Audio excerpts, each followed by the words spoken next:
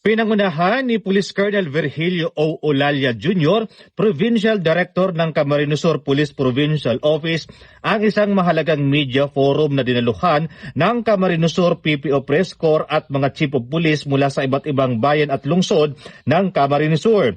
Isinagawa aktibidad kahapon, April 7, 2026 sa MPB Hall ng Camp Colonel Juan Q. Miranda. Layunin ng naturang forum na higit pang patatagin ang ugnayan sa pagitan ng kapulisan at media, gayon din ang talakayin ang kasalukuyang kalagayan ng peace and order sa buong Camarines Sur.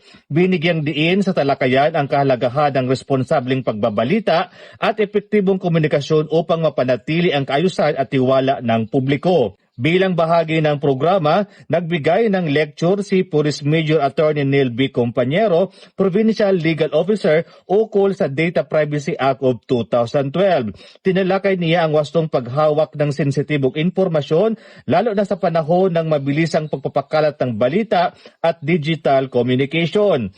Bilang pagkilala sa kanyang ambag, ginawaran si Police Major Attorney Compañero ng Certificate of Appreciation ni Police Colonel Olalia. Pinarangalan din ang Camarines Sur PPO Press Corps at ang kanilang Pangulo na si Mr. Manny Basa Jr.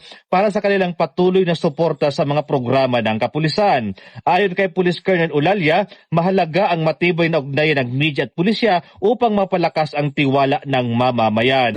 Yung legal relations is very essential para mas maging malakas yung pagiging professional natin, yung professional relationship sa media, para mas ma-enhance yung transparency. Kung ano yung mga nangyayari sa lugar natin, mas naipapaabot natin sa taong bayan. And also, it fosters trust among us, among the people, and of course, it aids in the crime prevention. Ang naturang aktibidad ay bahagi ng patuloy na pagsisikap ng Camarines Sur PPO na palakasin ang transparency, accountability at community engagement sa kanilang hanay. Mula dito sa Bicol Region, ako po si Police Staff Sergeant Bert Purito P. Lubentino Jr. Nag-uulat para sa Police News Network at ito ang bagong PNP para sa bagong Pilipinas. Serbisyo mabilis, tapat at nararamdaman.